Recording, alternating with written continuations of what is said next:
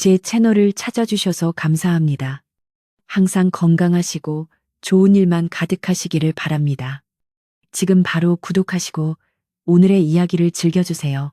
옛날 아주 먼 옛날에 호랑이가 담배를 피우고 산신령이 구름 타고 내려와 쉬어가던 그런 시절. 깊은 산골짜기 굽이굽이 돌아가면 맑은 물이 흐르는 평화로운 마을이 하나 숨어 있었습니다. 이 마을은 뒤로는 든든한 병풍 같은 산이 막아주고 앞으로는 너른들이 펼쳐져 있어 사시사철 곡식이 넉넉하고 인심이 후하기로 소문난 곳이었는데 마을 어귀에 들어서면 가장 먼저 눈에 띄는 것이 바로 기와 지붕이 웅장하게 솟은 김진사댁이었습니다.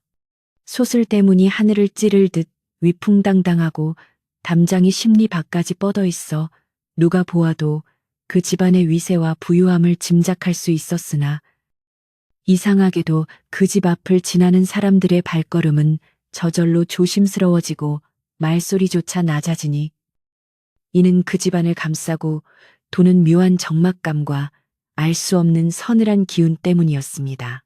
해가 뉘엿뉘엿 넘어가고 저녁 연기가 피어오를 때면 김진사 댁의 굴뚝에서도 하얀 연기가 솟아올랐지만 그 풍경조차 어딘지 모르게 쓸쓸해 보여 마을 사람들은 혀를 차며 안타까워하곤 했습니다. 이 집의 안주인인 윤씨 부인은 본래 명문가의 딸로 태어나 어릴 적부터 행실이 바르고 마음씨가 고와 주위의 칭송이 자자했던 여인이었습니다.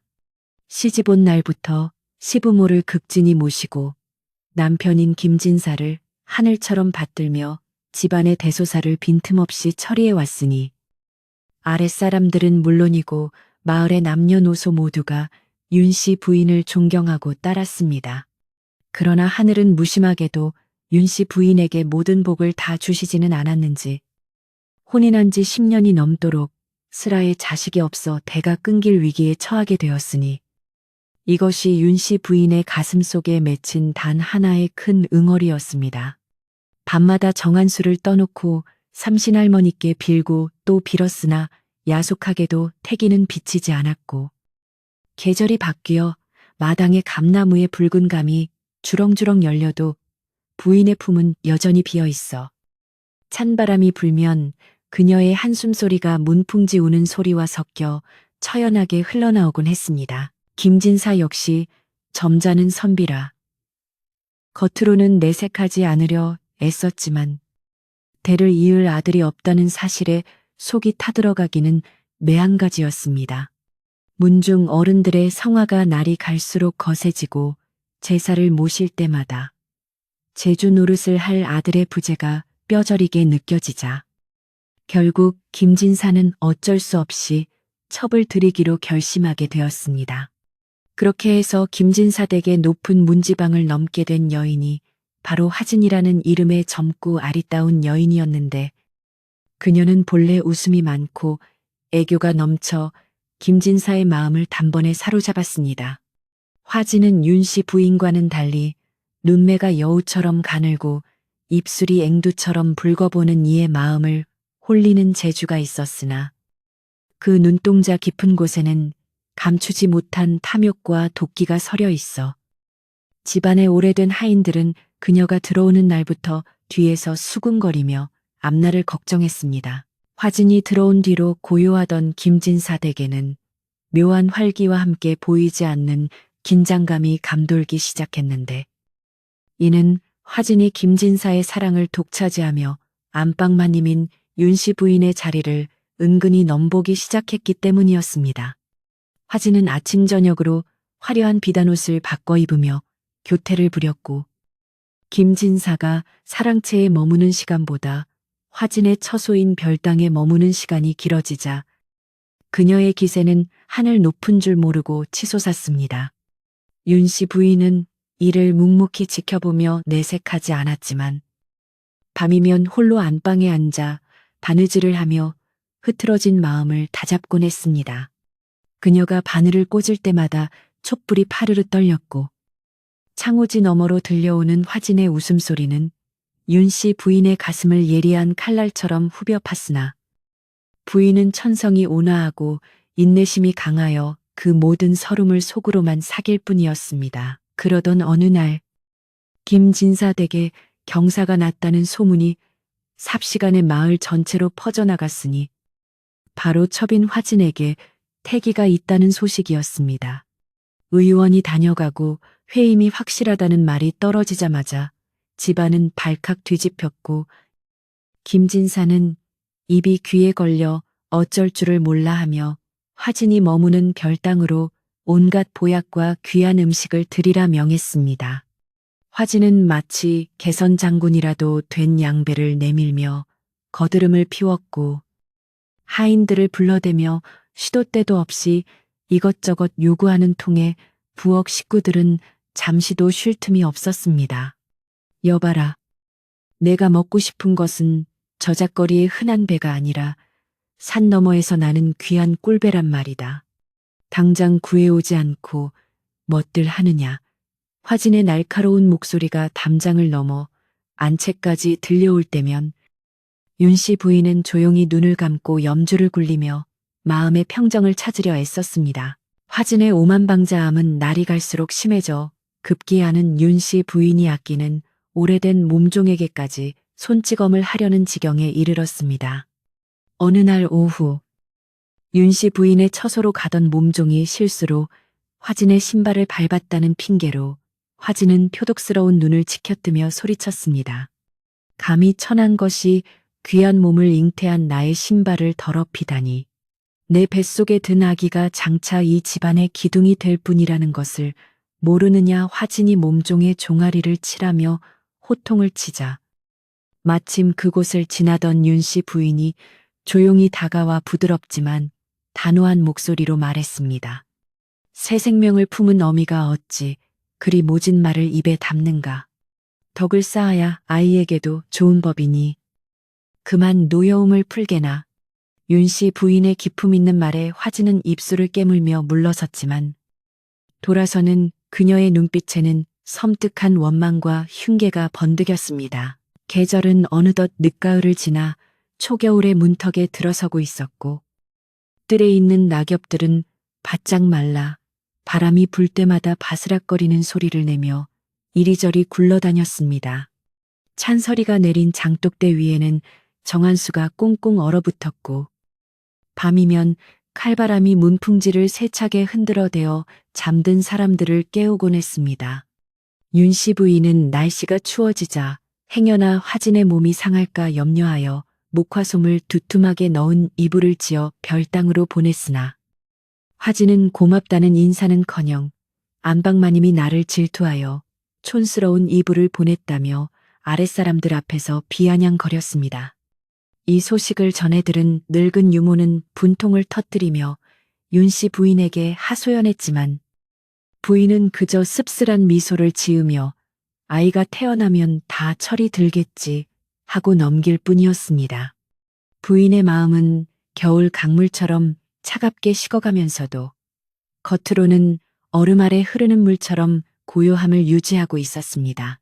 마을 사람들은 삼삼오오 모여 빨래터나 정자나무 아래에서 김진사 댁의 일을 화제거리로 삼곤 했습니다. 그 첩실의 기세가 보통이 아니라던데 만약 아들이라도 낳으면 본처인 윤씨 부인 신세가 어찌 되겠나. 그러게 말이야. 굴러온 돌이 박힌 돌 빼낸다고. 독한 마음을 먹은 여자가 들어오면 집안이 평안할 날이 없는 법이지. 사람들은 혀를 끌끌 차며 윤씨 부인을 동정했지만 남의 집안일에 대놓고 참견할 수는 없는 노릇이었습니다. 화진은 자신이 아들을 낳으면 곧바로 윤씨 부인을 밀어내고 안방을 차지할 생각에 밤마다 행복한 상상에 잠겼고 김진사는 그저 아들을 볼 수 있다는 희망에 부풀어 화진의 어리광을 모두 받아주며 집안의 질서가 무너지는 것을 눈치채지 못했습니다. 별당의 밤은 언제나 환하게 불이 켜져 있었고 산해진 미가 끊이지 않아 기름진 냄새가 진동을 했습니다. 화진은 자신의 배를 쓰다듬으며 중얼거렸습니다. 아가야, 너는 반드시 고추를 달고 나와야 한다. 그래야 이 어미가 저 콧대 높은 안방 늙은이를 몰아내고 이 집의 주인이 될 수 있단다. 그녀의 목소리에는 모성애보다는 욕망이 더 짙게 배어 있었고 태어날 아이를 사랑하기보다는 자신의 지위를 높여줄 도구로 여기는 마음이 가득했습니다. 화진은 용한 무당을 불러 굿을 하기도 하고 비싼 부적을 사서 베개 밑에 넣기도 하며 아들을 낳기 위해 수단과 방법을 가리지 않았습니다. 그러는 동안 김진사 댁의 곳간은 조금씩 비어갔지만 눈과 귀가 먼 김진사는 화진이 원하는 것은 무엇이든 들어주라며 곳간 열쇠마저 내어줄 기세였습니다. 한편 윤씨 부인의 처소인 안채는 절간처럼 고요하고 적막하기 그지없었습니다. 부인은 밤늦도록 잠들지 못하고 책을 읽거나 술을 놓으며 시간을 보냈는데 그녀가 놓는 수의 문양은 주로 장수와 복을 상징하는 것들이었으나 그 바늘땀 하나하나에는 말로 다할 수 없는 슬픔과 외로움이 스며 있었습니다. 부인은 가끔 창문을 열고 밤하늘에 달을 올려다보며 생각에 잠겼습니다. 내 비록 자식 복은 없으나 이 집안의 며느리로서 도리를 다하고 살다 가면 그뿐이거늘 어찌하여 집안에 검은 구름이 몰려오는 것만 같은 불길한 예감이 드는 것일까. 부인의 예감은 틀리지 않았습니다. 다가올 운명의 시간은 폭풍우처럼 거세게 몰아칠 준비를 하고 있었고 그 중심에는 탐욕의 눈이 먼 화진과 그녀의 뱃속 아이가 있었습니다. 김진사 댁에는 대대로 내려오는 오래된 우물이 하나 있었는데 물맛이 달고 시원하기로 유명하여 마을 사람들조차 부러워하는 우물이었습니다. 어느 날 새벽 윤씨 부인이 정화수를 뜨러 우물가에 나갔다가 우물물에 비친 자신의 얼굴을 들여다보게 되었습니다. 잔잔한 수면 위에 비친 얼굴은 세월의 흔적이 내려앉아 있었지만 여전히 고우면서도 어딘가 모르게 수심이 가득 차 보였습니다. 그때 갑자기 불어온 찬바람에 수면이 일렁이며 얼굴이 일그러지더니 마치 누군가 우물 속에서 울부짖는 듯한 소리가 들리는 듯 했습니다. 부인은 깜짝 놀라 주위를 둘러보았으나 아무도 없었고 오직 앙상한 나뭇가지만이 바람에 흔들리고 있을 뿐이었습니다. 부인은 가슴을 쓸어내리며 서둘러 안채로 돌아왔지만 그날 아침 내내 우물가에서 느꼈던 서늘한 기운은 좀처럼 가시지 않았습니다. 화진의 출산일이 다가올수록 그녀의 히스테리는 극에 달했습니다.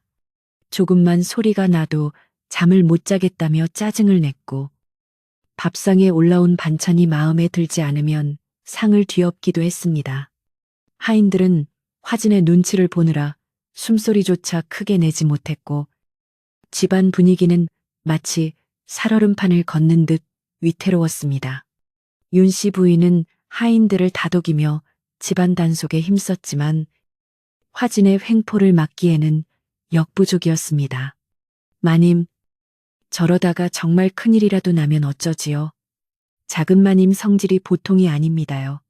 늙은 유모가 걱정스러운 얼굴로 물으면 윤씨 부인은 담담하게 대답했습니다. 순리대로 될 것이다.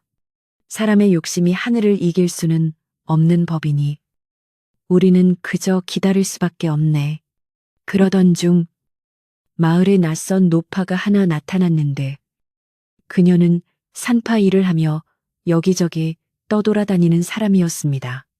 화진은 그 노파가 용하다는 소문을 듣고 은밀히 사람을 보내 별당으로 불러들였습니다.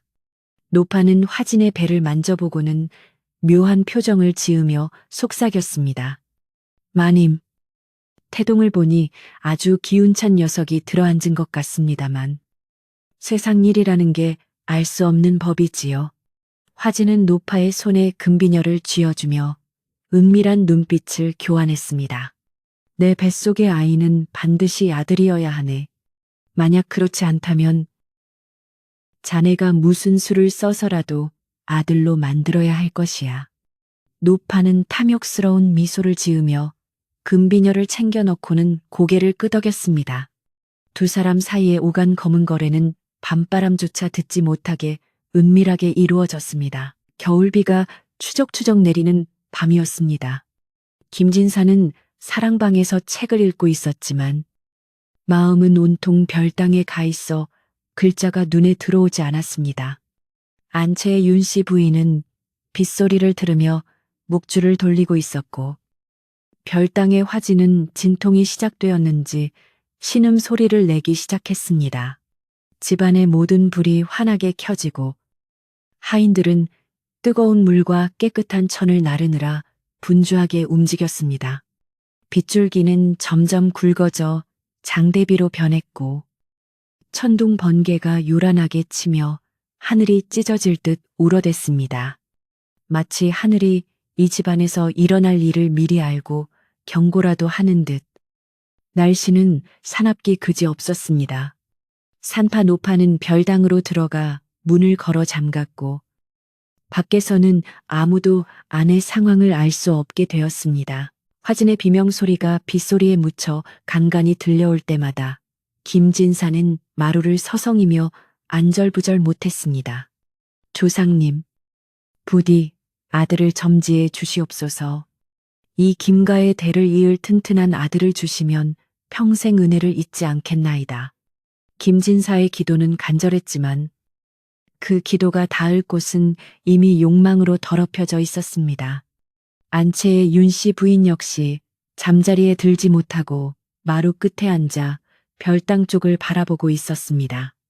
그녀는 비록 남편의 사랑을 나누어 가진 여인이지만 같은 여자로서 해산의 고통을 겪고 있는 화진이 무사하기를 바라는 마음뿐이었습니다. 그러나 부인의 마음 한구석에는 설명할 수 없는 불안감이 짙게 깔려 있어 쥐고 있는 묵주가 손땀으로 축축하게 젖어들었습니다. 시간이 얼마나 흘렀을까. 닭이 울기 전 가장 어두운 새벽녘이 되어서야 별당 문이 삐거덕 열리고 산파 노파가 얼굴을 내밀었습니다. 그녀의 얼굴은 땀과 빗물로 범벅이 되어 있었고 눈빛은 다급하게 주위를 살피고 있었습니다. 마님, 아이가 나오려 하는데 난산입니다. 힘을 더 쓰셔야 합니다. 노파의 외침에 화진의 비명은 더욱 날카로워졌고 밖에서 대기하던 하녀들은 발만 동동 구를 뿐이었습니다. 그러나 사실 방 안의 상황은 밖에서 짐작하는 것과는 전혀 달랐습니다.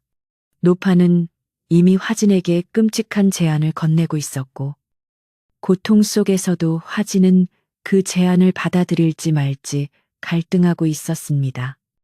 욕망과 모성 사이에서 화진은 결국 돌이킬 수 없는 선택을 향해 나아가고 있었습니다. 비바람은 더욱 거세져 고목나무 가지가 부러지는 소리가 났고 기와 지붕을 때리는 빗소리는 마치 돌멩이를 쏟아붓는 것 같았습니다.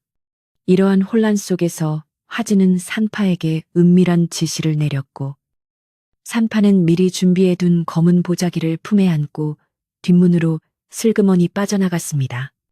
아무도 눈치채지 못하는 사이 어둠 속에서 무언가가 은밀하게 오고 갔으며 김진사 댁의 운명을 뒤바꿀 음모가 실행되고 있었습니다. 윤씨 부인은 문득 등골이 오싹해짐을 느끼며 몸을 떨었고 그 순간 안채의 촛불이 바람도 없는데 스르르 꺼져버렸습니다. 부인은 꺼진 초를 다시 켜려 했으나 손이 떨려 부싯돌을 제대로 칠 수가 없었습니다. 마침내 새벽닭이 울기 직전 별당에서 우렁찬 아기 울음소리가 터져 나왔습니다. 응애, 응애, 그 소리는 빗소리를 뚫고 집안 곳곳으로 퍼져나갔고 기다리던 김진사는 버선발로 마루를 뛰어내려와 별당으로 달려갔습니다. 산파가 문을 열고 나와 넙죽 절을 하며 외쳤습니다. 경아들이 옵니다. 날이 고추 달린 옥동자이십니다. 아주 튼튼하고 잘생긴 도련님이 탄생하셨습니다. 그 말을 들은 김진사는 덩실덩실 춤이라도 출 듯 기뻐하며 소리쳤습니다. 오냐, 오냐 정말 수고했다. 내 너에게 후히 상을 내릴 것이니라. 집안은 순식간에 축제 분위기로 바뀌었고 하인들도 기쁨에 들떠 서로를 축하했습니다. 그러나 그 환호성 뒤에는 차갑게 식어가는 진실이 숨겨져 있었으니 아무도 그 밤에 일어난 일을 의심하지 않았습니다. 윤 씨 부인은 멀리서 들려오는 환호 소리를 들으며 조용히 눈물을 흘렸습니다. 그것은 질투의 눈물이 아니라 이제 정말로 자신이 이 집안에서 설 자리가 없어졌다는 서글픔과 그럼에도 불구하고 한 생명이 무사히 태어난 것에 대한 안도의 눈물이 뒤섞인 복잡한 감정이었습니다. 부인은 몸종을 시켜 흰쌀밥과 미역국을 한가득 끓여 별당으로 보내라 명했습니다. 비록 첩실이지만 집안의 대를 이을 귀한 아들을 낳았으니 내가 친히 챙겨주어야 마땅하다. 부인의 목소리는 떨렸지만 위엄을 잃지 않았고 그 모습에 늙은 유모는 눈시울을 붉히며 부엌으로 향했습니다. 안채와 별당 사이의 거리는 그날따라 더욱 멀고 아득하게만 느껴졌습니다. 날이 밝자 비는 그쳤지만 하늘은 여전히 잿빛 구름으로 뒤덮여 있었고 공기는 한층 더 차가워져 있었습니다. 화진은 비단 이불에 쌓인 아기를 품에 안고 승리감에 도취된 표정으로 김진사를 맞이했습니다. 김진사는 아기의 얼굴을 들여다보며 감탄을 금치 못했습니다. 허허, 이 녀석 참으로 장군감일세. 이마가 훤하고 눈매가 또렷한 것이 우리 집안을 크게 일으킬 상이야. 화진은 교태 섞인 목소리로 말했습니다. 나리, 이 아이가 나리를 쏙 빼닮지 않았습니까? 이제 저도 이 집안에서 큰 소리 좀 치고 살아도 되겠지요. 김진사는 껄껄 웃으며 화진의 손을 잡아주었습니다. 그러나 화진이 품에 안고 있는 그 아이가 그리고 어젯밤 뒷문으로 사라진 그 검은 보자기 속의 정체가 무엇인지 아는 사람은 오직 화진과 산파 그리고 하늘만이 알고 있을 뿐이었습니다. 김진사 댁의 기와 지붕 위로 까마귀 한 마리가 날아와 앉아 까옥까옥 울어댔습니다. 마을 노인들은 아침부터 까마귀가 우는 것을 보고 불길하다며 수군거렸지만 등남의 기쁨에 취한 김진사 댁 사람들의 귀에는 그 소리가 들리지 않았습니다. 윤 씨 부인은 아침 문안을 드리러 온 하인들에게 평소와 다름없이 온화한 미소를 보여주었으나 그녀의 마음속 깊은 곳에는 풀리지 않는 의구심과 불안함이 깰리를 틀고 앉아 있었습니다. 어젯밤 산파가 뒷문으로 나갈 때 스치듯 보았던 그 수상한 움직임, 그리고 화진의 눈빛에서 읽혔던 찰나의 공포와 도끼.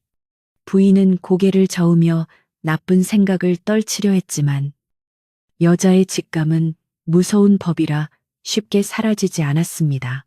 이제 김진사 댁에는 새로운 주인이 될 아이가 태어났고 화진의 위세는 하늘을 찌를 듯 높아졌습니다. 안채와 별당의 권력은 서서히 그러나 확실하게 기울기 시작했습니다.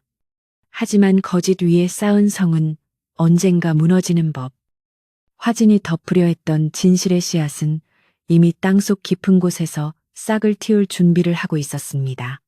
차가운 겨울 바람이 마당의 낙엽을 쓸고 지나가며 팬소리를 내었고 그렇게 김진사 댁의 운명은 걷잡을 수 없는 소용돌이 속으로 빠져들고 있었습니다. 과연 이 집안에는 앞으로 어떤 일이 벌어질까요? 바람만이 그 비밀을 알고 있는 듯 오늘도 무심하게 처막 끝 풍경을 울리며 지나가고 있었습니다. 세월은 흐르는 물과 같아서 어느덧 김진사 댁의 지붕 위로 쌓였던 눈이 녹아내리고 처막 끝에 고드름이 수정처럼 매달리는 계절이 돌아왔습니다.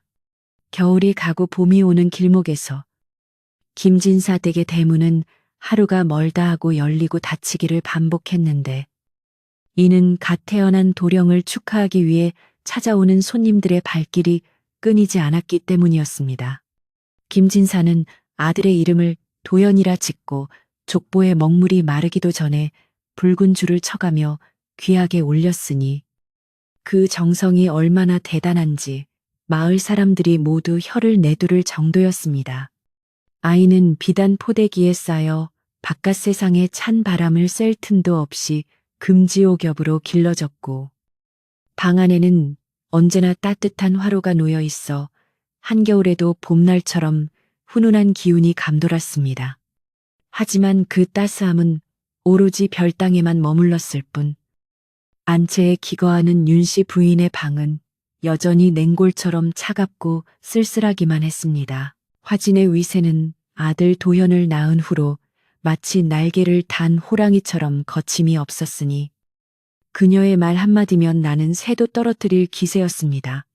그녀는 아이에게 젖을 물릴 때조차 거만하게 앉아 하녀들에게 다리를 주무르게 했고 입맛이 없다며 사내 진미를 물리기가 일쑤였습니다. 이깟 미역국 하나 제대로 끓이지 못하고 뭣들 하는 게냐, 내 몸이 상하면 우리 귀한 도련님 젖줄도 마르는 것을 모른단 말이냐. 화진의 쩌렁쩌렁한 고함 소리가 담장을 넘어갈 때마다 안채의 하인들은 몸을 움츠리며 눈치를 보기에 바빴습니다. 김진사는 그런 화진이 안쓰럽다며 오히려 하인들을 나무라고 더 좋은 보약을 지어다 바치니 집안의 법도와 질서는 엉망이 되어가고 있었습니다. 안방마님인 윤씨 부인이 엄연히 살아계심에도 불구하고 집안의 실세는 어느새 별당의 화진에게로 넘어가고 있었던 것입니다. 그러던 어느 날 화진은 기어이 집안의 곳간 열쇠마저 탐을 내기 시작했으니 이는 안방마님의 고유한 권한을 침범하는 폐륜이나 다름없었습니다. 화진은 김진사에게 코맹맹이 소리를 하며 졸라댔습니다.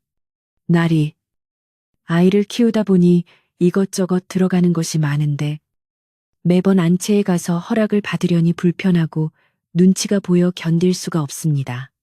제게 곳간 열쇠를 맡겨주시면 제가 알뜰하게 살림을 꾸려 나갈 터이니 부디 허락해 주십시오.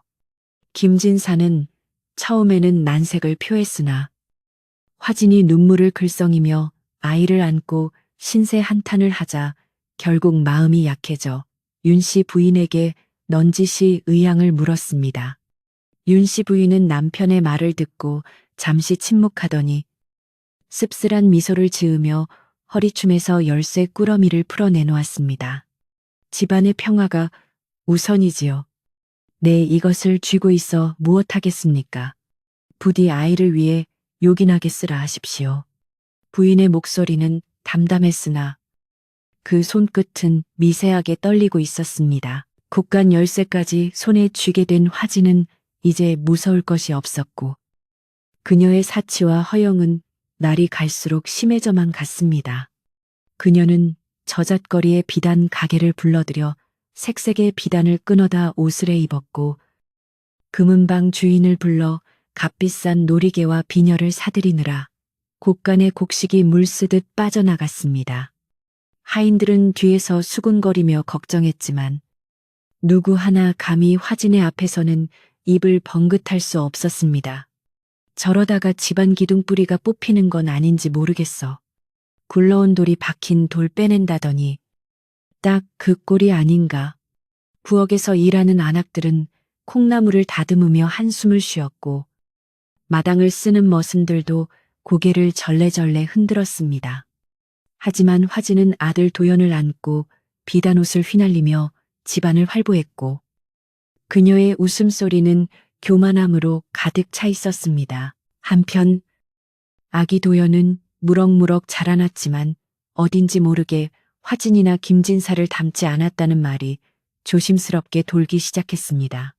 김진사는 훤칠하고 호리호리한 선비 체형이었고 화진 또한 가녀린 미인이었으나 도연은 골격이 장대하고 피부가 검붉은 것이 마치 산에서 장작을 패는 장사를 닮은 듯했습니다. 물론 갓난아기의 모습이야 하루가 다르게 변하는 것이라지만 눈썰미 좋은 노인들은 고개를 갸웃거렸습니다.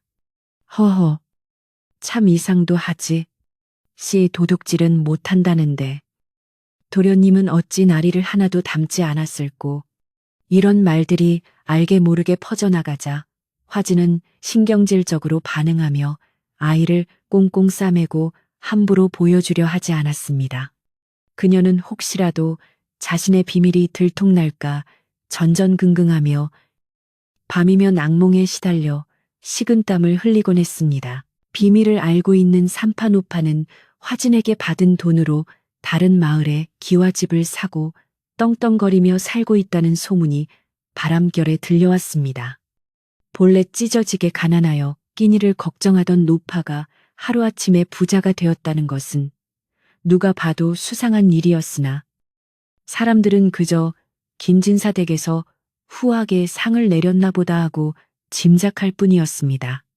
하지만 영리한 사람들은 노파의 씀씀이가 상금 정도로 감당할 수 있는 수준이 아니라는 것을 눈치채고 있었습니다. 노파는 술집에 가서도 돈을 뿌리며 술을 마셨고 취하기만 하면 내 입 하나만 다물면 천하가 편안하다라는 알 수 없는 소리를 중얼거려 사람들의 의심을 샀습니다. 이 소문은 돌고 돌아 결국 김진사 댁의 담장을 넘어 늙은 유모의 귀에까지 들어가게 되었습니다. 윤씨 부인을 평생 모셔온 늙은 유모는 눈치가 빠르고 세상 물정에 밝은 사람이었습니다.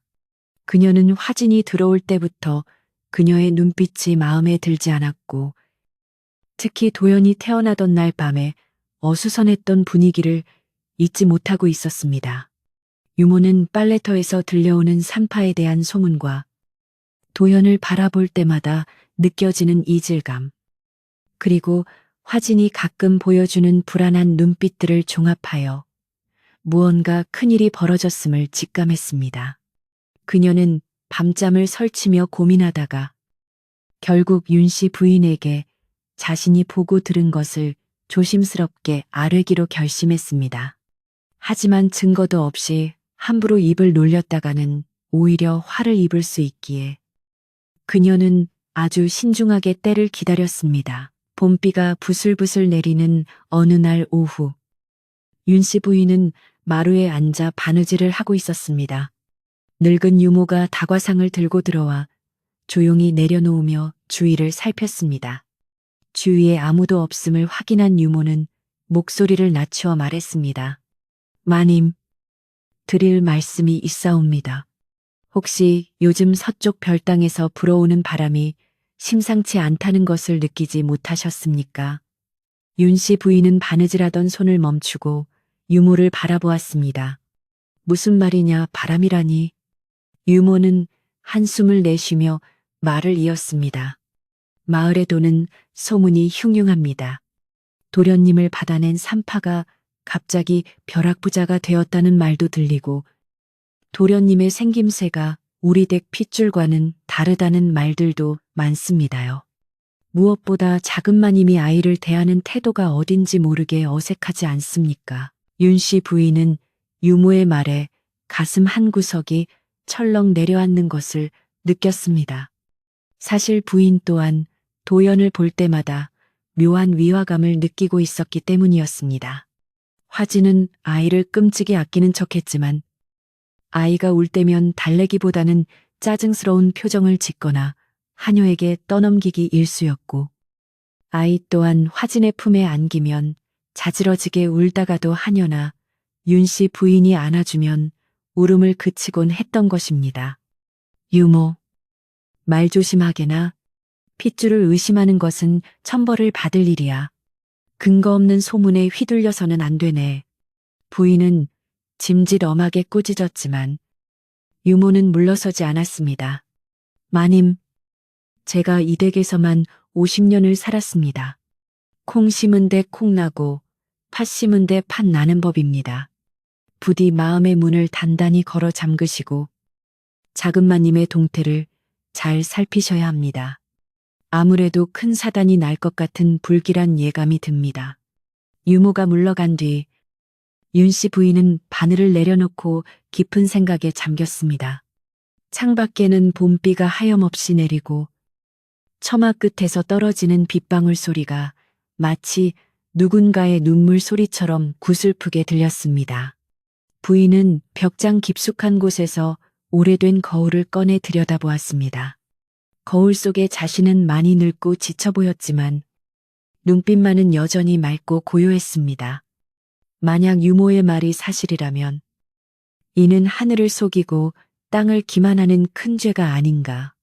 내 비록 힘없는 안방 늙은이지만 집안의 대가 끊기고 더러운 피가 섞이는 것을 보고만 있을 수는 없다. 부인의 마음속에 서서히 결연한 의지가 피어오르기 시작했습니다. 하지만 지금은 때가 아니었습니다. 진실이 수면 위로 떠오를 때까지 부인은 더욱더 몸을 낮추고 기다려야 했습니다. 화진은 날이 갈수록 불안증이 심해져 용하다는 무당을 불러 굿을 하기도 하고 부적을 써서 방안 곳곳에 붙이기도 했습니다. 그녀는 도연이 무럭무럭 자랄수록 기쁨보다는 두려움을 더 많이 느끼는 듯 했습니다. 아이의 얼굴에서 자신의 옛 정인이나 혹은 아이를 바꿔치기 할 때 보았던 그 낯선 사내의 얼굴이 보일 때마다 그녀는 소스라치게 놀라며 고개를 저었습니다. 아니야, 아니야. 이 아이는 김진사의 아들이야. 내가 낳은 아들이란 말이야. 그녀는 혼자 있을 때면 주문을 외우듯 중얼거렸고 술을 마시며 공포를 잊으려 애썼습니다. 술 기운이 오르면 화진은 윤씨 부인의 방쪽을 노려보며 저주를 퍼부었습니다. 저 늙은 여우만 없어지면, 저 여자만 사라지면 모든 게 완벽해질 텐데 화진의 도끼는 점점 더 짙어져 사리로 변해가고 있었습니다. 어느 날 밤 도연이 열이 펄펄 끓으며 아프기 시작했습니다. 의원을 불렀으나 차도는 없었고 아이는 밤새도록 경기하듯 울어댔습니다. 화진은 어쩔 줄 몰라하며 발만 동동 구를 뿐 정작 아이를 위해 밤을 새우며 간호할 생각은 하지 못했습니다. 그녀는 피곤하다며 하녀들에게 아이를 맡기고 자신의 방으로 들어가 버렸습니다. 아이의 울음소리가 그치지 않자 안채에 있던 윤씨 부인이 조용히 별당으로 건너왔습니다. 부인은 하녀들을 물리치고 직접 물수건을 짜서 아이의 이마에 올려주고 팔다리를 주무르며 자장가를 불러주었습니다. 자장, 자장, 우리 아기. 잘도 잔다, 우리 아기. 부인의 따뜻한 손길과 부드러운 목소리에 그렇게 울어대던 도연은 거짓말처럼 울음을 그치고 스르르 잠이 들었습니다. 잠든 아이의 얼굴을 바라보던 부인의 눈에서 뜨거운 눈물이 한 방울 떨어져 아이의 볼을 적셨습니다. 이 모습을 문틈으로 지켜보던 화진은 질투와 분노로 몸을 떨었습니다. 자신이 낳은 척하는 아이가 왜 자신보다 저 늙은 여자를 더 따르는 것인가? 핏줄이 당긴다는 말이 거짓이란 말인가? 아니면 아이조차 본능적으로 누가 더 덕이 높은 사람인지 알아보는 것인가? 화진은 입술을 깨물며 주먹을 쥐었습니다. 이대로 두어서는 안 되겠다. 아이가 크면 클수록 저 여자를 어미로 알게 될 것이야. 내 자리를 뺏길 수는 없어. 화진의 눈빛이 섬뜩하게 빛났습니다. 그녀는 이제 단순히 안방을 차지하는 것을 넘어 윤씨 부인을 완전히 제거해야겠다는 무서운 음모를 꾸미기 시작했습니다. 바람 부는 밤, 나뭇가지 그림자가 창문에 어리며 마치 귀신이 춤을 추는 듯한 기이한 형상을 만들어냈습니다. 다음 날부터 화진은 하녀들을 시켜 윤씨 부인에 대한 험담을 마을에 퍼뜨리기 시작했습니다. 본처가 질투에 눈이 멀어 첩의 아들을 해코지하려 한다더라. 밤마다 인형을 만들어 바늘로 찌른다더라 하는 터무니없는 소문들이었습니다. 하지만 마을 사람들은 윤씨 부인의 성품을 너무나 잘 알고 있었기에 그 소문을 쉽게 믿지 않았습니다. 오히려 그 착한 마님이 그럴 리가 있나? 별당 여자가 독이 올라 헛소문을 내는 게지라며 화진을 비난했습니다. 자신의 계략이 통하지 않자 화진은 더욱 초조해졌고 이제는 집안 하인들을 매수하여 거짓 증언을 하게 만들려고 했습니다. 돈으로 사람의 마음을 살 수 있다고 믿는 화진의 어리석음은 끝이 없었습니다. 한편 윤씨 부인의 오라비가 되는 사람이 먼 길을 찾아와 누이의 안부를 물었습니다. 그는 강직한 선비로 누이의 얼굴에 그늘이 진 것을 보고 대뜸 물었습니다. 매부의 집안 꼴이 말이 아니라는 소문이 들리던데 자네는 어찌 참고만 있는 것인가? 윤 씨, 부인은 찻잔을 만지작거리며 조용히 대답했습니다. 오라버니, 진실은 언젠가 드러나는 법입니다. 흙탕물은 가만히 두어야 가라앉고 맑아지지요. 억지로 휘저으면 더 흐려질 뿐입니다. 그녀의 오라비는 누이의 깊은 속내를 헤아리고 탄식하며 돌아갔지만 떠나기 전 김진사를 만나 따끔하게 한마디를 남겼습니다. 조강지처를 홀대하면 집안이 망하는 법이네. 자네가 지금 눈이 멀어 귀한 것을 보지 못하고 있으니 참으로 안타깝네 그려. 김진사는 처남의 말에 얼굴이 붉어졌지만 이미 화진에게 마음을 빼앗긴 상태라 그 충고가 귀에 들어오지 않았습니다. 도연이 옹알이를 시작하고 걸음마를 배울 무렵 집안에는 또 다른 사건이 터졌습니다. 산파 노파가 돈이 떨어졌는지 다시 김진사 댁을 기웃거리기 시작한 것입니다. 노파는 대문 밖에서 서성거리며 화진을 만나게 해달라고 떼를 썼고 하인들이 막아서자 큰 소리로 고함을 질렀습니다. 내가 이 집안에 얼마나 큰 공을 세웠는데 이리 문전박대를 한단 말이냐. 작은 마님 나오시라 해라. 이 소란을 들은 화진은 기겁하여 버선발로 뛰어나가 노파를 뒷문으로 데리고 들어갔습니다. 두 사람이 밀실에서 무슨 이야기를 나누었는지는 아무도 모르지만 노파가 돌아갈 때는 두둑한 돈주머니를 차고 있었고 화진의 얼굴은 사색이 되어 있었습니다. 이를 지켜본 늙은 유모의 눈매가 더욱 날카로워졌음은 두말할 나위가 없었습니다. 계절은 다시 바뀌어 여름이 되었고 장마가 시작되었습니다. 눅눅한 습기가 집안 곳곳에 스며들고 담벼락에는 이끼가 파랗게 끼었습니다. 화진은 도연에게 비싼 옷을 입히고 좋은 장난감을 주었지만 도연은 그런 것들보다는 윤씨 부인이 읽어주는 책 소리를 더 좋아했습니다. 도연이 아장아장 걸어 안채로 향할 때마다 화진은 아이를 낚아채듯 안고 별당으로 끌고 갔습니다. 거기는 가면 안 된다고 했지. 그 늙은 할미가 너를 잡아먹을지도 모른단 말이다.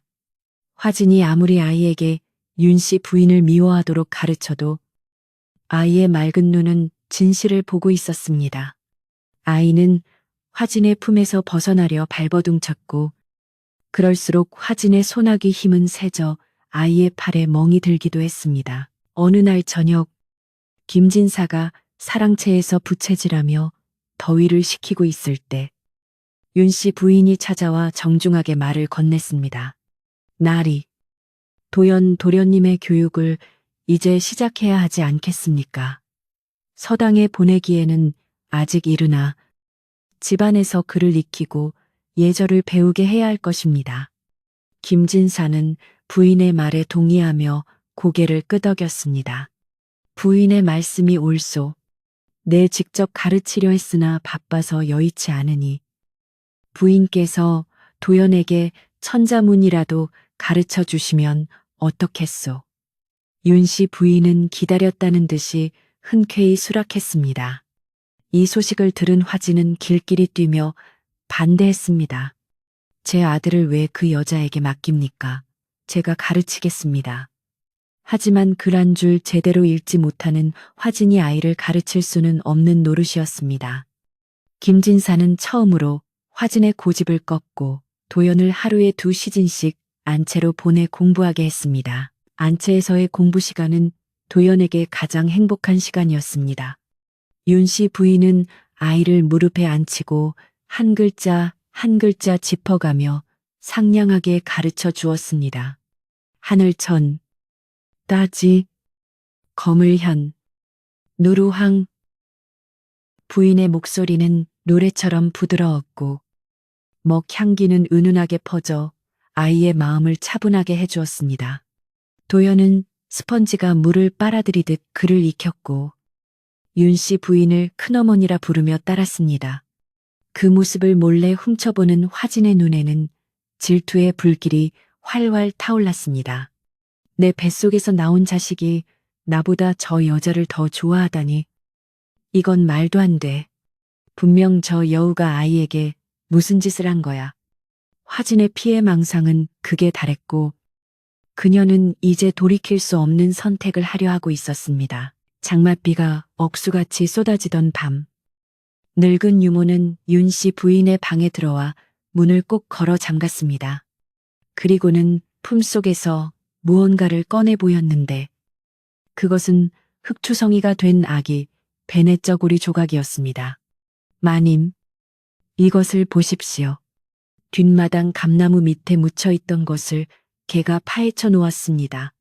이것은 우리 댁에서 쓰는 비단이 아닙니다. 아주 거칠고 싼 싸구려 천이지요. 도련님이 태어나실 때 입혔다는 그 귀한 비단 베네쩌고리는 어디 가고 왜 이런 것이 묻혀 있었겠습니까? 윤 씨 부인은 떨리는 손으로 천 조각을 받아들였습니다. 그것은 진실의 퍼즐을 맞추는 결정적인 조각이었습니다. 부인의 입술이 파르르 떨렸습니다. 설마 했는데 부인은 말을 잇지 못하고 눈을 감았습니다. 천둥 소리가 우르릉 쾅쾅 울리며 부인의 가슴을 때렸습니다. 이제 모든 것이 명확해지고 있었습니다. 화진의 불안, 산파의 갑작스러운 부, 아이의 생김새, 그리고 이 낯선 베네쩌고리 조각까지 모든 증거가 하나의 진실을 가리키고 있었습니다. 화진이 가짜 아들을 데려와 집안을 속이고 있다는 사실을. 윤 씨 부인은 깊은 한숨을 내쉬며 유모의 손을 잡았습니다. 유모, 자네 말이 맞았네. 서쪽 방에서 불어오던 그 불길한 바람은 결국 이 집안을 삼키려던 요사스러운 바람이었어. 유모는 눈물을 흘리며 말했습니다. 마님, 이제 어찌하시렵니까? 당장 날있게 고하고 저 요망한 것을 내치셔야 합니다. 하지만 윤 씨 부인은 고개를 저었습니다. 아직은 아니야. 확실한 물증이 더 필요하고 무엇보다 어린 도연이가 상처받지 않게 해야 하네. 죄는 미워하되 사람은 미워하지 말라 했으니 아이에게는 죄가 없지 않은가. 그날 밤 김진사 댁의 담벼락 아래에는 검은 그림자가 어른거렸습니다. 화진이 사주한 낯선 사내가 안채의 동태를 살피고 있었던 것입니다. 집안에는 팽팽한 긴장감이 감돌았고 빗줄기는 그칠 줄 모르고 쏟아졌습니다. 윤 씨 부인은 잠들지 못하고 촛불 아래서 묵묵히 먹을 갈았습니다. 검은 먹물이 벼루에 고이듯 부인의 마음속에도 비장한 결심이 고이고 있었습니다. 이제 곧 폭풍우가 몰아칠 것이고 그 폭풍우가 지나가고 나면 누군가는 사라지고 누군가는 남게 될 것입니다. 진실을 밝히려는 자와 덮으려는 자의 숨 막히는 대결이 시작되려 하고 있었습니다.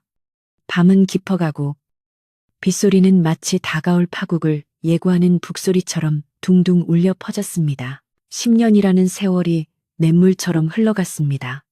뒷산의 소나무는 더욱 굵어져 푸른 기상을 뽐내었고 마당에 심어진 감나무는 해마다 붉은 감을 뚝뚝 떨구며 집안의 역사를 지켜보았습니다. 그 긴 시간 동안 김진사 댁의 기와에는 이끼가 두껍게 내려앉았고 담장 너머로 들려오는 소문들 또한 이끼처럼 눅눅하게 달라붙어 떨어질 줄을 몰랐습니다. 강산이 한번 변한다는 그 세월 동안 갓난쟁이였던 도연은 어느새 훤칠한 소년으로 자라났습니다. 도연은 마을의 그 어떤 아이보다도 키가 크고 어깨가 딱 벌어진 장사 같은 체격을 가지게 되었는데 이는 호리호리하고 선비 같은 풍물을 지닌 김진사와는 전혀 다른 모습이었습니다. 햇볕에 그을린 듯 건강한 구릿빛 피부와 굵직한 손마디는 붓을 잡기보다는 쟁기를 잡는 것이 더 어울려 보였으나 그의 눈빛만은 윤 씨 부인의 가르침 덕분에 깊고 맑은 호수처럼 빛나고 있었습니다. 마을 사람들은 장터에 모여 국밥을 말아 먹으며 쑥덕거렸습니다. 김진사 댁 도령 말일세. 볼 때마다 느끼는 거지만 참 희한하지 않은가.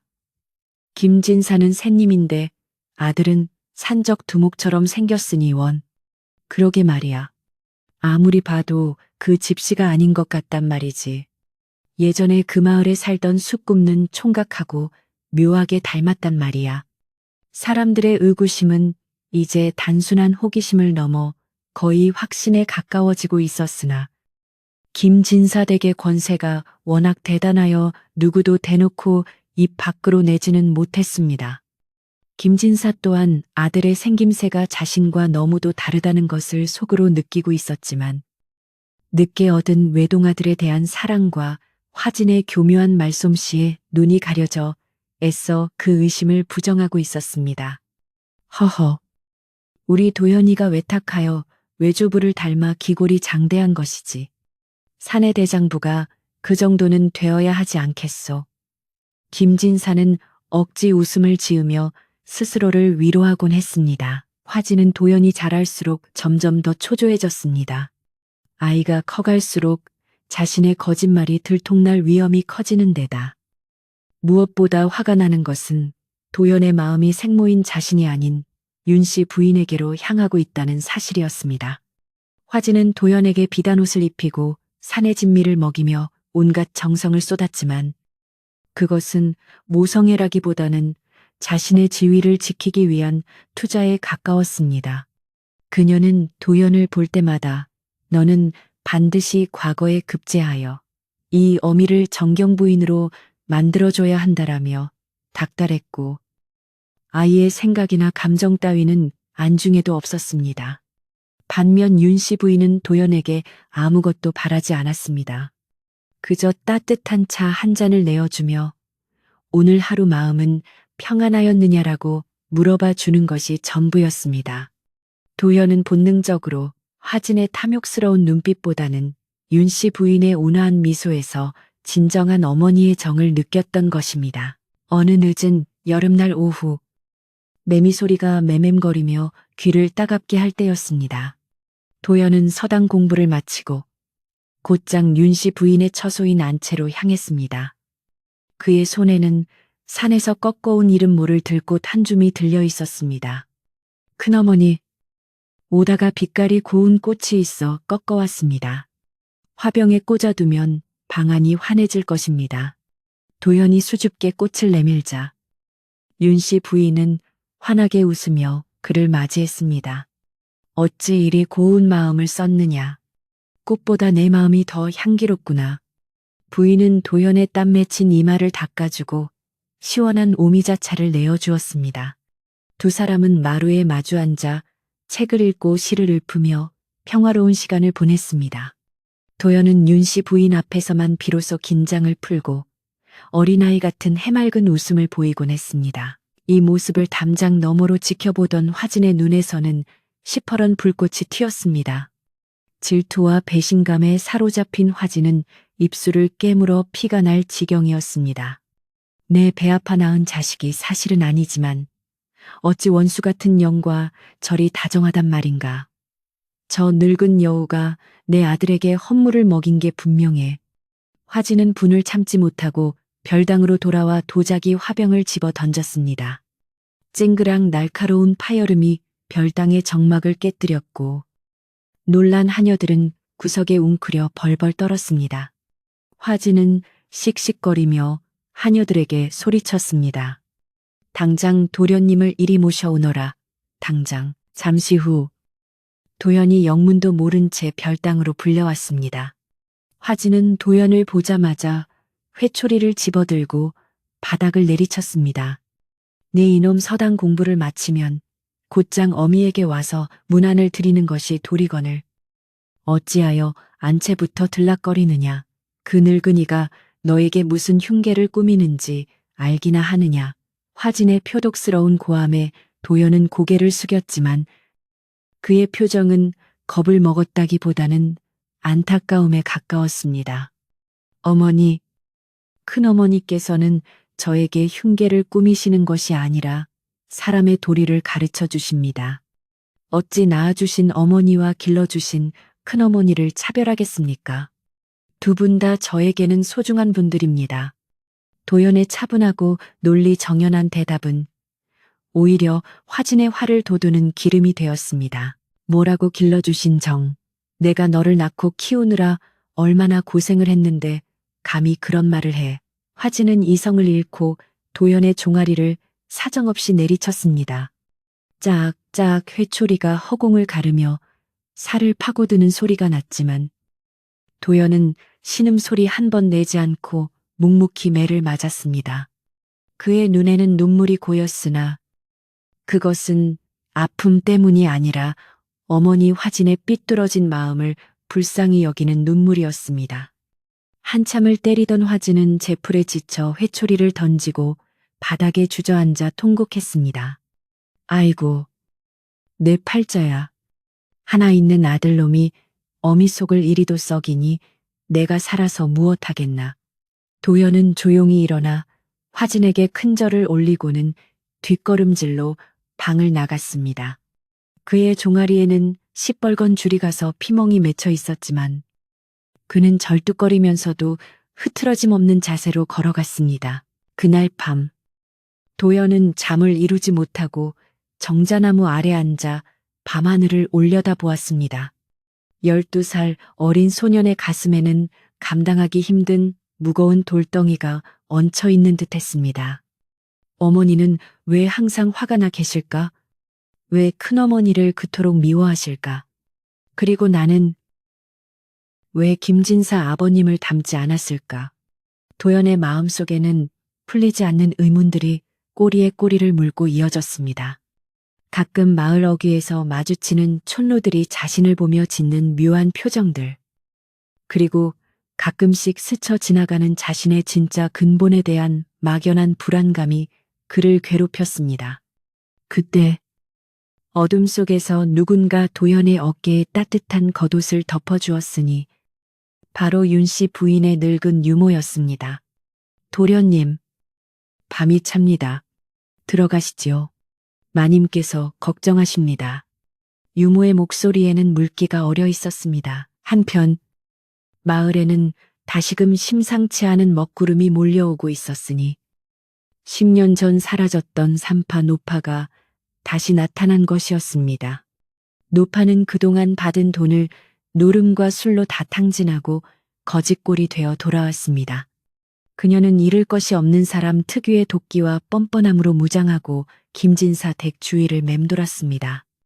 어느 날 화진이 몰래 뒷문으로 나가려다 노파와 마주쳤습니다. 노파는 누런 이빨을 드러내며 비릿하게 웃었습니다. 작은 마님, 그동안 별거 없으셨는지요? 도련님이 아주 장군감으로 크셨더군요. 누구 씨를 받았는지 아주 튼튼해 보입디다. 화진은 소스라치게 놀라 주위를 살피며 노파를 구석으로 끌고 갔습니다. 쉬티, 목소리를 낮추게 원하는 게 뭔가 돈인가. 화진의 목소리가 사시나무 떨듯 떨렸습니다. 노파는 손바닥을 내밀며 낄낄거렸습니다. 잘 아시는구먼. 내 입이 근질거려서 말이야. 요즘 술값이 좀 올라서 입막음 비용이 더 필요할 것 같은데. 닷새 주겠네. 닷새 안에 금덩이 10량을 준비해. 안 그러면 김진사 날있게 아주 재미있는 옛날 이야기를 해드릴 참이니까. 노파는 협박을 남기고 유유히 사라졌고 화진은 다리에 힘이 풀려 주저앉고 말았습니다. 금덩이 10량이라니. 아무리 곳간 열쇠를 쥐고 있다 해도 그 큰 돈을 갑자기 마련하기는 쉽지 않았습니다. 더군다나 최근 김진사가 장부 검사를 꼼꼼히 하기 시작하여 횡령이 쉽지 않은 상황이었습니다. 화진은 궁지에 몰린 쥐가 고양이를 물듯 극단적인 생각을 하기에 이르렀습니다. 이 비밀을 아는 자들을 모두 없애버려야 해. 그래야 내가 살아. 화진의 불안은 곧바로 안채에 대한 공격으로 이어졌습니다. 그녀는 도연이 윤씨 부인에게서 받아온 책을 찢어 불태우고 윤씨 부인이 도연에게 해준 옷을 가위로 조각조각 잘라버렸습니다. 다시는 그 여자가 준 물건을 들이지 마라. 이건 다 너를 저주하는 물건들이야. 화진은 광기 어린 눈으로 소리쳤지만 도연은 찢어진 책 조각을 주워들고 가슴에 품으며 슬픈 눈으로 화진을 바라볼 뿐이었습니다. 화진의 이런 행동은 오히려 도연의 마음을 더욱 멀어지게 만들었고 집안 사람들에게 화진이 미쳐가고 있다는 소문을 확산시키는 결과만 나왔습니다. 하인들은 이제 대놓고 혀를 차며 수군거렸습니다. 찝찝.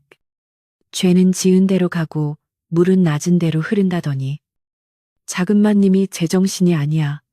윤씨 부인은 이 모든 상황을 예의주시하고 있었습니다. 유모가 전해준 산파의 등장 소식, 그리고 화진의 날뛰는 행동들을 보며 부인은 결단의 시간이 다가왔음을 직감했습니다.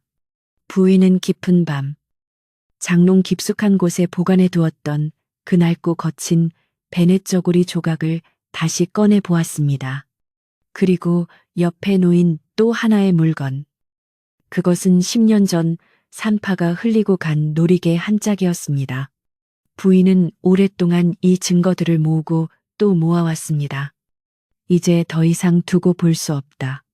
김가문의 명예를 위해서라도, 그리고 무엇보다 죄 없는 도연이를 위해서라도 이 악연의 고리를 끊어야 한다.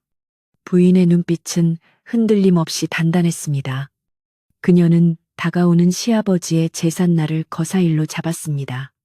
온 문중 어른들이 모이는 그날, 거짓은 심판받고 진실은 빛을 보게 될 것입니다. 그러던 중 결정적인 사건이 터졌습니다. 도연이 마을 어귀에서 동네 아이들과 씨름을 하다가 그만 힘 조절을 못하여 큰 바위를 들어 올려버린 것입니다. 12살 아이가 장정 서너시 들어도 꼼짝 않을 바위를 번쩍 들어 올리자 구경하던 사람들이 모두 입을 딱 벌리고 말았습니다. 그 자리에는 우연히 지나가던 김진사의 먼 친척이자 문중의 어른인 당숙이 있었습니다. 당숙은 도연의 괴력을 보고 놀라움과 동시에 깊은 의심을 품게 되었습니다. 저 힘은 우리 김가문에는 대대로 저런 장사가 나온 적이 없는데 오히려 저 랜마을에 살던 힘센 숫쟁이 놈이 생각나는구나.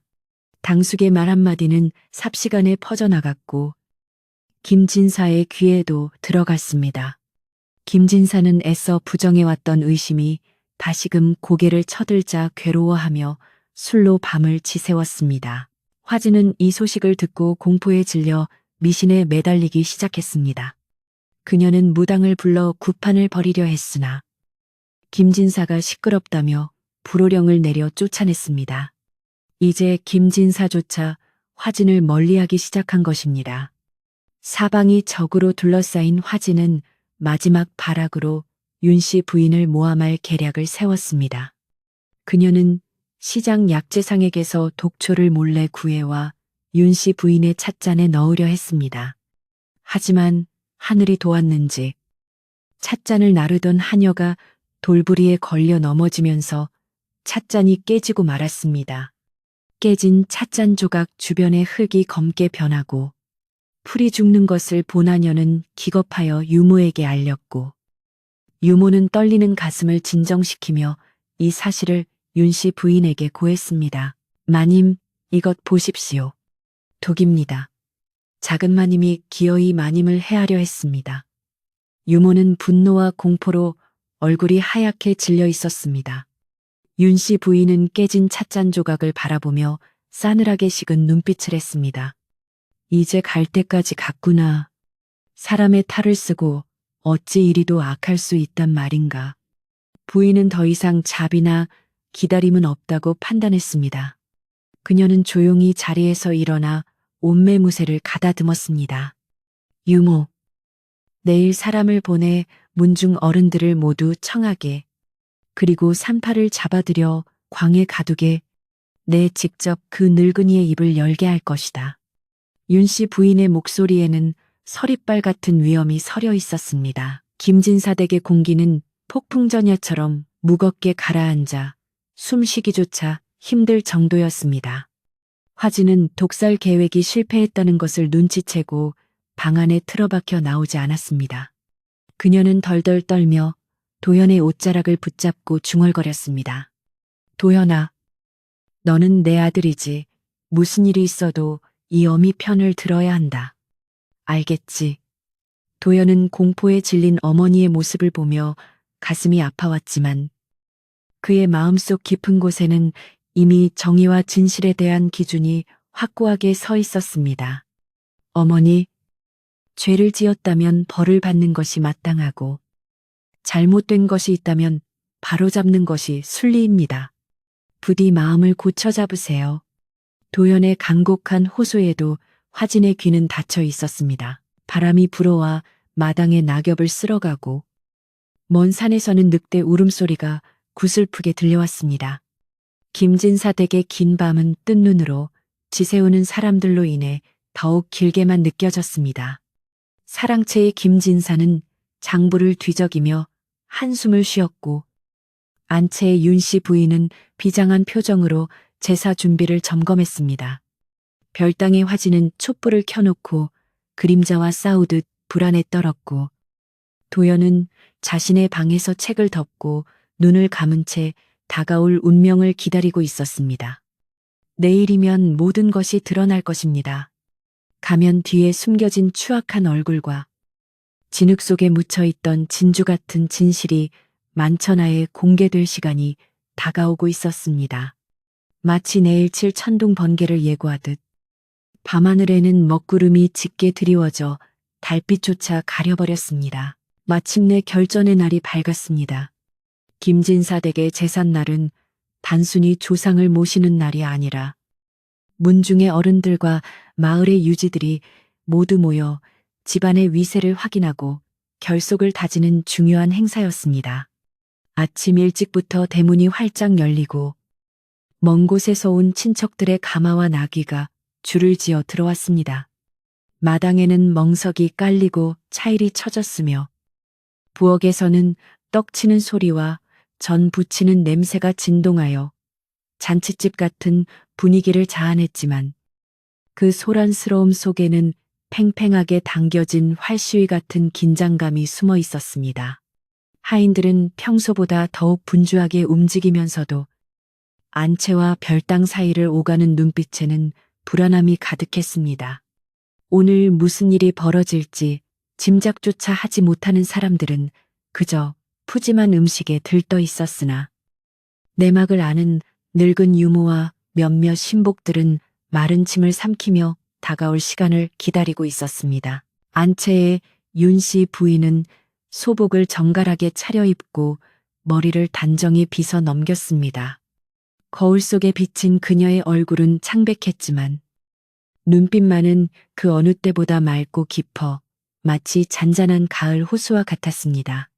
부인은 제사상에 올릴 음식 하나하나를 직접 점검하며 정성을 다했습니다.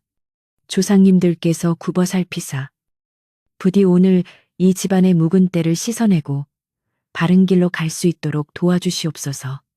부인은 마음속으로 간절히 기도하며 향을 피웠습니다. 반면 별당의 화진은 화려한 비단옷을 입고 온갖 장신구로 치장했으나 덜덜 떨리는 손끝을 감출 수는 없었습니다. 그녀는 거울을 보며 억지로 웃어 보였지만 그 웃음은 기괴하게 일그러져 보일 뿐이었습니다. 오늘만 무사히 넘기면 돼. 내 아들이 장손으로서 제사를 모시는 모습만 보여주면 내 자리는 굳건해지는 거야. 그녀는 주문을 외우듯 중얼거렸지만 가슴 속의 불안은 걷잡을 수 없이 커져만 갔습니다. 해질 무렵이 되자 사랑채 대청마루에는 갓을 쓴 문중 어른들이 빼곡히 들어앉았습니다. 김진사는 제주로서 손님들을 맞이하느라 정신이 없었지만 그의 얼굴에도 수심이 가득했습니다. 며칠 전부터 마을에 도는 흉흉한 소문과 윤씨 부인의 결연한 태도가 마음에 걸렸기 때문입니다. 제사상이 차려지고 엄숙한 분위기 속에서 제례가 시작되려던 찰나 화진이 불쑥 대청마루 입구에 나타났습니다. 저도 도연 어미로서 조상님께 인사를 올려야 하지 않겠습니까? 화진의 돌발 행동에 좌중이 술렁거렸습니다. 법도상 첩실은 제사에 함부로 참여할 수 없는 것이 원칙이거늘 감히 안방마님을 제치고 나서다니 이는 문중 어른들을 모독하는 처사였습니다. 문중의 최고 어른인 왕고모님이 눈살을 찌푸리며 호통을 쳤습니다. 내 인연 어디 감히 천한 몸으로 신성한 제사판에 끼어드느냐, 당장 물러가지 못할까? 화진은 얼굴이 벌개져서도 물러서지 않고 대들었습니다. 천하다니요. 저는 이 집안의 대를 이을 장손 도연의 생모입니다. 아들이 제사를 모시는데 어미가 지켜보는 것이 무슨 잘못이란 말입니까? 화진이 악을 쓰며 버티자 분위기는 순식간에 험악해졌습니다. 김진사가 당황하여 화진을 말리려 했으나 그때 침묵을 지키던 윤씨 부인이 조용히 그러나 힘있는 목소리로 입을 열었습니다. 그렇습니다. 장손의 생모라면 마땅히 대우를 받아야지요. 허나 그 장손이라는 아이가 과연 김가문의 핏줄이 맞는지 그리고 그 생모라는 사람이 정말로 자격을 갖추었는지는 짚고 넘어가야 하지 않겠습니까? 윤씨 부인의 폭탄 같은 발언의 장내는 찬물을 끼얹은 듯 조용해졌습니다. 모든 사람의 시선이 윤씨 부인에게로 쏠렸고 김진사는 숨이 참을 듯 놀라 부인을 쳐다보았습니다. 부인, 지금 그게 무슨 소리요? 제사상 앞에서 못하는 소리가 없구려. 김진사가 떨리는 목소리로 물었으나 윤씨 부인은 흔들림 없이 남편을 똑바로 응시했습니다. 나리, 그리고 문중 어른 여러분, 저는 오늘 이 자리에서 지난 10여 년간 이 집안을 검은 안개처럼 뒤덮고 있었던 추악한 진실을 밝히고자 합니다. 조상님들 앞에서 한 점 부끄러움이 없도록 모든 것을 명명백백히 드러내야만 합니다. 윤씨 부인이 손짓하자 대기하고 있던 하인들이 포승줄에 묶인 한 노파를 끌고 들어왔습니다. 그 노파는 바로 10여 년 전 도연을 받아냈던 산파였습니다. 노파는 죄인처럼 고개를 푹 숙인 채 벌벌 떨고 있었고 그 모습을 본 화진은 비명을 지르며 주저앉고 말았습니다. 아, 저 늙은이가 왜 여기에? 윤씨 부인은 산파 앞에 서서 서리빨 같은 목소리로 꾸짖었습니다. 네 죄를 네가 알렸다. 하늘이 무섭지도 않으냐. 어서 어른들 앞에서 그날 밤 있었던 일을 낱낱이 고해라. 만약 거짓을 고한다면 내 너를 관아에 넘겨 엄벌에 처하게 할 것이다. 산파는 털썩 무릎을 꿇고 읍소했습니다. 마님 죽을 죄를 지었습니다. 제발 목숨만은 살려주십시오. 제가 돈에 눈이 멀어 몹쓸 짓을 했습니다. 요 산파의 입에서 터져나온 자백은 충격적이었습니다. 10여 년 전 비바람 치는 밤, 화진이 낳은 아이는 딸이었고 아들을 원했던 화진의 사주를 받아 쑥 굽는 집에 갓난 사내아이와 바꿔치기 했다는 내용이었습니다. 노파는 품속에서 화진이 주었던 금비녀와 아이를 바꿀 때 썼던 표식들을 증거로 내놓았습니다. 이야기를 듣는 내내 김진사의 얼굴은 흑빛으로 변해갔고 문중 어른들은 기가 막혀 입을 다물지 못했습니다. 뭐라, 그럼 지금 우리 장손이라고 믿고 있는 도연이가 숫쟁이의 자식이란 말이냐. 당숙 어른이 지팡이로 바닥을 치며 분노했습니다. 김진사는 믿을 수 없다는 듯 화진을 바라보며 소리쳤습니다. 이게 사실이냐? 네가 감히 나를, 우리 가문을 능멸했단 말이냐. 화진은 사색이 되어 김진사의 바짓가랑이를 잡고 늘어졌습니다. 아닙니다. 날이 저 노파가 미쳤나 봅니다. 돈을 더 뜯어내려고 거짓말을 하는 것입니다. 도연이는 날이 핏줄이 맞습니다. 제발 믿어주십시오. 화진은 끝까지 발뺌하며 악을 썼지만 이미 드러난 증거들은 너무나 명백했습니다. 그때 윤씨 부인은 또 다른 증거를 내놓았습니다. 바로 뒷마당에서 발견된 거친 천조각과 산파가 가지고 있던 나머지 반쪽 천조각이었습니다. 두 조각은 톱니바퀴처럼 정확하게 맞아떨어졌습니다. 이것이 바로 도연이가 태어날 때 입고 있었던 진짜 베넷 저고리입니다. 우리 집안에서는 결코 쓰지 않는 거 친삼배 옷이지요. 윤 씨 부인의 설명에 김진사는 망연자실하여 자리에 주저앉고 말았습니다.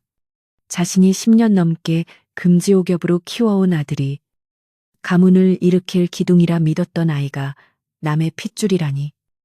하늘이 무너지는 것 같은 절망감이 그를 덮쳤습니다. 장내는 배신감과 분노로 들끓었고 어른들은 화진을 당장 멍석말이하여 내쫓으라고 고함을 쳤습니다. 이 모든 아수라장 속에서 단 한 사람만이 고요하게 서 있었으니 바로 도연이었습니다. 도연은 자신의 출생에 얽힌 비밀이 낱낱이 까발려지는 현장을 지켜보면서도 눈물 한 방울 흘리지 않았습니다. 그는 이미 오래전부터 자신이 이 집안의 핏줄이 아닐지도 모른다는 의심을 품고 있었고, 오늘 비로소 그 의심이 사실로 확인된 것에 대해 오히려 일말의 후련함을 느끼고 있었습니다. 도연은 천천히 걸어 나와 제사상 앞에 무릎을 꿇었습니다. 그리고 김진사와 윤 씨 부인, 문중 어른들을 향해 큰 절을 올렸습니다. 아버님, 그리고 큰어머니, 소자가 불효를 저질렀습니다. 본의 아니게 아버님과 가문을 속이고 남의 자리를 차지하고 있었으니 제 죄가 하늘에 닿습니다. 도현의 의젓하고 침착한 태도에 소란스럽던 장내가 다시 숙연해졌습니다. 화진은 도연에게 달려가 매달리며 울부짖었습니다. 도연아, 네가 이러면 안 된다. 너는 내 아들이다. 저 사람들이 우리를 모함하는 거야. 네가 나서서 아니라고 해라. 네가 이 집안의 주인이라고 소리쳐 화진은 도연의 멱살을 잡고 흔들며 광기를 부렸습니다. 하지만 도연은 화진의 손을 부드럽게 그러나 단호하게 풀어내며 슬픈 눈으로 그녀를 바라보았습니다. 어머니, 이제 그만하십시오. 손바닥으로 하늘을 가릴 수는 없는 법입니다. 저를 낳아주신 은혜는 잊지 않겠으나 거짓 위에 쌓은 삶은 모래성일 뿐입니다. 이제라도 죄를 뉘우치고 용서를 비세요. 도연의 말에 화진은 충격을 받은 듯 멍한 표정으로 뒤로 물러섰습니다. 자신이 목숨 걸고 지키려 했던 아들, 자신의 욕망을 채워줄 도구로 여겼던 아들이 자신을 부정하고 진실을 선택한 것입니다. 화진은 비틀거리며 웃다가 울다가를 반복하며 실성한 사람처럼 중얼거렸습니다. 다 끝났어. 다 끝났어. 그녀의 모습은 처참하고 비참하기 그지없었습니다. 문중 어른들은 혀를 차며 고개를 돌렸고 김진사는 차마 그 모습을 더 보지 못하고 눈을 감았습니다. 왕고모님이 준엄하게 명령을 내렸습니다. 여봐라, 저 요망한 것을 당장 끌어내라. 다시는 이 마을에 발도 붙이지 못하게 하고 관아에 넘겨 그 죄를 엄히 묻게 하라. 하인들이 달려들어 화진과 산파를 끌어냈습니다.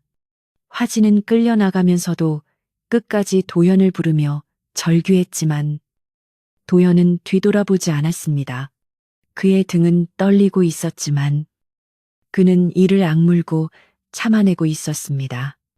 마당 밖으로 화진의 비명소리가 멀어지고 나서야 집안에는 다시 무거운 정막이 찾아왔습니다. 김진사는 떨리는 목소리로 도연을 불렀습니다. 도연아, 너는 이제 어찌할 테냐. 네가 내 핏줄이 아니라니. 이 일을 어찌하면 좋단 말이냐. 김진사의 눈에는 눈물이 그렁그렁했습니다.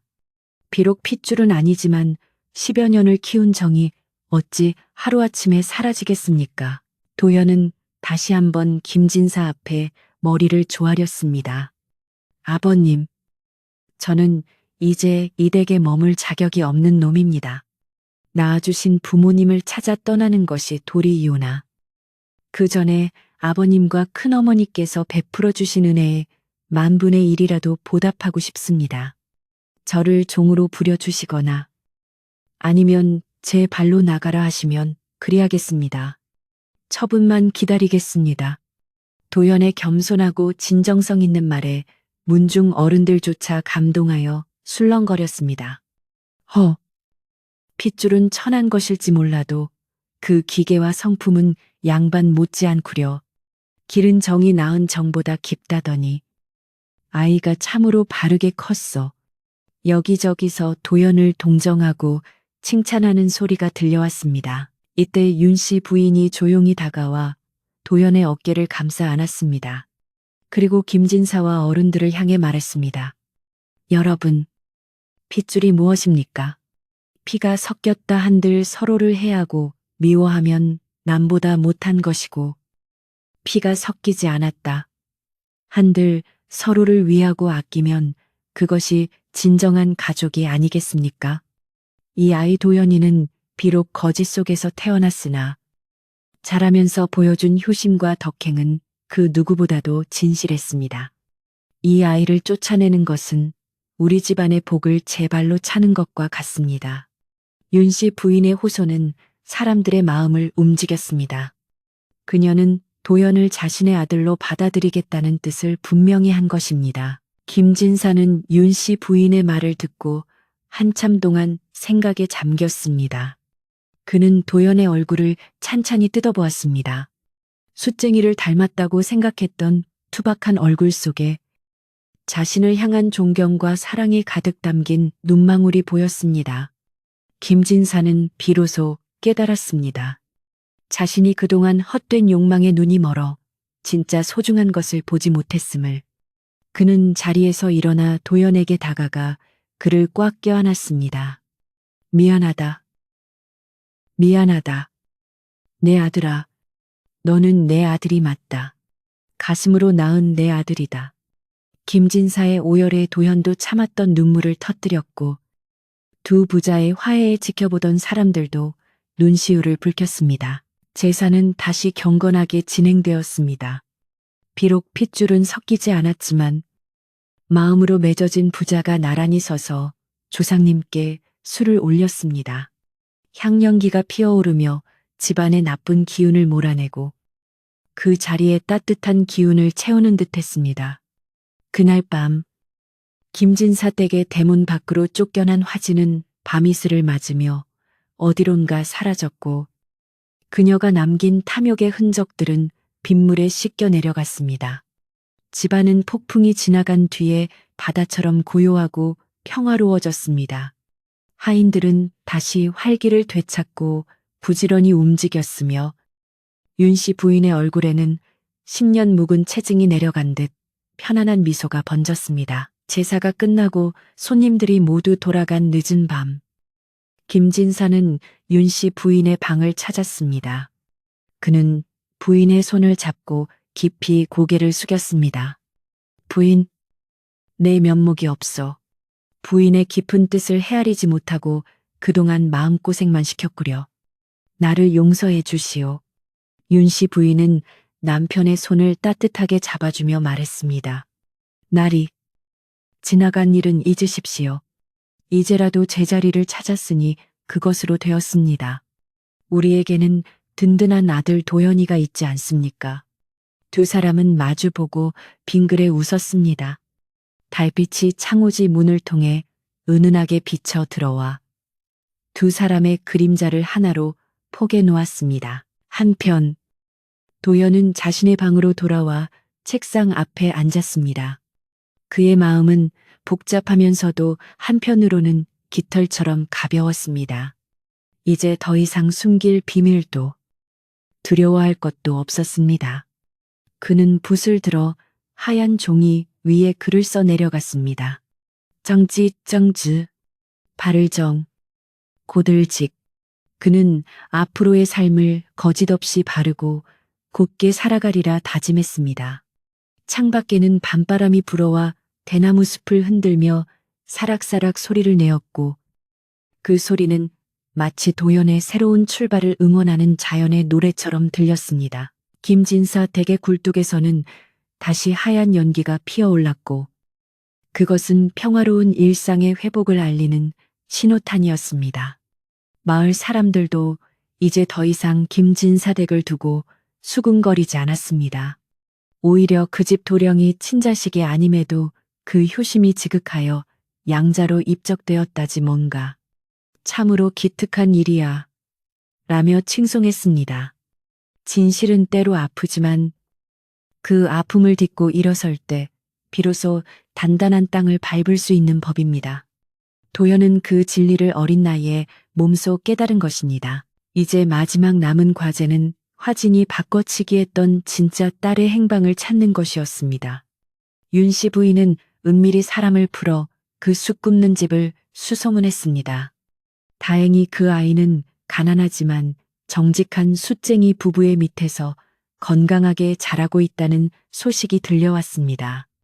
부인은 훗날 그 아이를 데려와 양녀로 삼거나 적어도 부족함 없이 살 수 있도록 도울 계획을 세웠습니다. 모든 것이 순리대로 제자리를 찾아가고 있었습니다. 김진사 댁의 밤은 이제 두려움이 아닌 안온함으로 채워지고 있었습니다. 첫눈이 소복이 내리는 밤이 찾아왔습니다. 지난 가을 집안을 뒤흔들었던 거친 폭풍우는 언제 그랬냐는 듯 자취를 감추었고 김진사 댁의 기와 지붕 위에는 하얀 눈이 두껍게 쌓여 세상의 모든 시름과 허물을 덮어주고 있었습니다. 마당에 서 있는 감나무 가지마다 눈꽃이 피어났고 장독대 위에도 하얀 고깔모자가 씌워져 고즈넉한 풍경을 자아내니 바라보는 이의 마음마저 정화되는 듯 했습니다. 집안 곳곳에는 따뜻한 온기가 감돌았고 하인들이 눈을 치우는 빗을 소리마저 경쾌한 음악처럼 들려왔습니다. 이제 김진사 댁은 더 이상 두려움과 의심이 머무는 곳이 아니라 진정한 평화와 사랑이 숨쉬는 보금자리로 다시 태어난 것입니다. 윤씨 부인은 안방문을 열고 내리는 눈을 바라보며 깊은 숨을 들이마셨습니다. 차가운 공기 속에 섞인 맑은 기운이 폐부 깊숙이 스며들어 묵은 체증을 씻어내주는 것만 같았습니다. 집안의 질서는 윤씨 부인의 손길 아래 빠르게 안정을 되찾았습니다. 부인은 다시 곡간 열쇠를 허리춤에 차고 안살림을 알뜰살뜰 보살폈는데 그녀의 영로하고 덕망 높은 처신의 하인들은 저절로 머리를 조아리며 따랐습니다. 부엌에서는 구수한 밥 짓는 냄새와 된장국 끓이는 냄새가 끊이지 않았고 사랑채에서는 글 읽는 소리가 낭낭하게 울려 퍼졌습니다. 예전에는 화진의 눈치를 보느라 숨죽여 지내던 하인들도 이제는 어깨를 펴고 웃음 띤 얼굴로 일을 하니 집안 전체에 활기가 넘쳐 흘렀습니다. 윤씨 부인은 아랫사람들에게도 넉넉한 인심을 베풀어 추운 겨울날 헐벗는 이가 없도록 솜옷을 지어 입히고 따뜻한 국밥을 먹이도록 명했습니다. 이러한 부인의 덕행은 담장을 넘어 마을 전체로 퍼져나갔고 사람들은 입을 모아 윤씨 부인을 살아있는 보살이라 칭송했습니다. 김진사 또한 예전과는 완전히 다른 사람이 되었습니다. 그는 자신의 어리석음으로 인해 집안이 풍비박산 날 뻔했던 일을 깊이 반성하며 윤씨 부인을 존경과 사랑으로 대하기 시작했습니다. 그는 더 이상 헛된 욕망이나 거칠애에 신경 쓰지 않고 오로지 학문 수양과 자식 교육에 전념했습니다. 사랑채에 앉아 도연과 함께 글을 읽다가도 문득 도연의 얼굴을 바라보며 흐뭇한 미소를 짓곤 했습니다. 비록 자신의 핏줄은 아니지만 자신을 아버지라 부르며 따르는 도연의 눈빛에서 그는 그 어떤 혈육보다 진한 정을 느꼈기 때문입니다. 김진사는 도연에게 말했습니다. 도연아, 사람의 가치는 타고난 핏줄에 있는 것이 아니라 그 사람이 어떤 마음을 품고 어떻게 살아가느냐에 달린 것이다. 너는 이미 내게 누구보다 자랑스러운 아들이다. 아버지의 따뜻한 격려에 도연의 가슴은 벅차 올랐습니다. 도연의 효심은 날이 갈수록 깊어졌습니다. 그는 아침 저녁으로 윤씨 부인과 김진사에게 문안 인사를 올리는 것은 물론이고 잠자리에 들기 전에는 직접 이부자리를 봐드리고 방이 따뜻한지 아랫목을 확인했습니다. 도연은 윤씨 부인을 어머니라 부르며 친어머니 이상으로 섬겼는데 맛있는 음식이 생기면 반드시 어머니께 먼저 드리고 좋은 경치가 있으면 어머니를 모시고 구경을 시켜드리고자 했습니다. 어머니, 이 귤은 남쪽 지방에서 올라온 귀한 것이라 하옵니다. 맛이 아주 달고 시원하니 한번 드셔보십시오. 도연이 고사리 같은 손으로 귤 껍질을 까서 드리면 윤 씨 부인은 그 손을 잡고 눈시울을 붉히며 말했습니다. 내 아들이 주는 것이니 꿀보다 더 달겠구나. 고맙다. 참으로 고맙다. 두 모자 사이에는 피보다 더 진한 사랑의 강물이 유유히 흐르고 있었습니다. 어느 날 윤 씨 부인은 조용히 가마를 타고 산 너머 숯 굽는 마을로 향했습니다. 바로 화진이 낳았던 진짜 김진사의 딸이 살고 있다는 그곳이었습니다. 부인은 수소문 끝에 숯쟁이 부부의 집을 찾았고 멀리서 나무를 하고 돌아오는 한 소녀를 보게 되었습니다. 10살 남짓 되어 보이는 소녀는 남루한 옷을 입고 있었지만 이마가 도톰하고 눈매가 선한 것이 영락없는 김진사의 모습이었습니다. 부인의 가슴이 쿵하고 내려앉았습니다. 저 아이가 바로 내 남편의 핏줄이구나. 저 아이가 본래 이 집안의 귀한 딸로 자라야 했을 아이구나 생각하니 안쓰러움에 눈물이 핑 돌았습니다. 하지만 부인은 당장 아이를 데려오지는 않았습니다. 갑작스러운 변화가 아이에게 상처가 될 수도 있고 무엇보다 현재의 평화를 깨트리고 싶지 않았기 때문입니다. 대신 부인은 숫쟁이 부부를 불러 넉넉한 재물을 주며 당부했습니다. 이 아이를 친자식처럼 아끼고 잘 키워주게. 내가 다달이 쌀과 옷감을 보낼 터이니 아이가 배를 탱거나 추위에 떨지 않게 해주게. 그리고 글도 가르치고 예절도 가르쳐서 반듯하게 자라도록 힘써주게. 숫쟁이 부부는 영문도 모른 채 귀한 마님이 베푸는 호의에 감흡하여 연신 절을 올렸습니다. 윤 씨 부인은 멀리서 소녀가 동생들을 업어주고 환하게 웃는 모습을 한참 동안 바라보다가 발길을 돌렸습니다. 부인은 돌아오는 가마 안에서 다짐했습니다. 때가 되면 저 아이도 우리 집안으로 불러들여 도연이와 남매의 정을 나누게 하리라. 그때까지 내가 뒤에서 든든한 버팀목이 되어 주어야지. 부인의 깊고 넓은 마음은 핏줄을 넘어 모든 생명을 품을 준비가 되어 있었습니다. 시간은 흘러 도연은 15살이 되었고 소과에 응시하여 당당히 합격했다는 기쁜 소식이 전해졌습니다. 마을 입구에는 경축 김진사댁 도령소과 합격이라는 방이 붙었고 마을 사람들은 꽹과리를 치며 자기 일처럼 기뻐했습니다.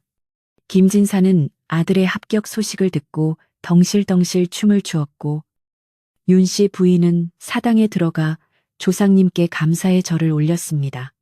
조상님, 감사합니다.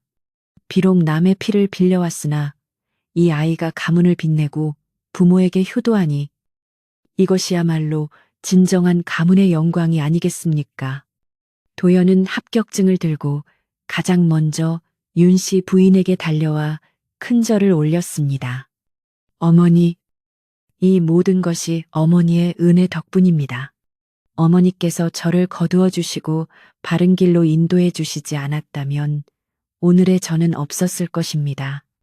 윤 씨 부인은 늠름하게 자란 아들을 안아주며 하염없이 기쁨의 눈물을 흘렸습니다. 한편 집에서 쫓겨난 화진에 대한 소문이 바람결에 들려오기도 했습니다.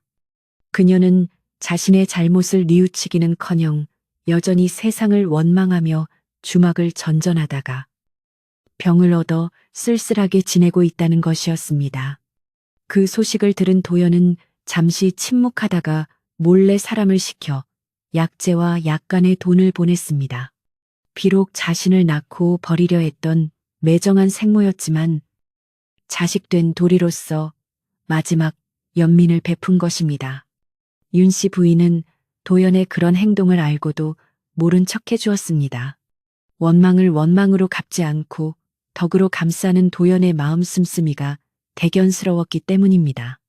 악은 스스로 멸하고 선은 스스로 빛나는 법이니 화진의 불행은 자업자득이었고 도연의 행복은 인과응보의 당연한 결과였습니다. 어느 깊은 겨울밤 한방눈이 펑펑 쏟아져 온 세상을 하얗게 뒤덮고 있었습니다.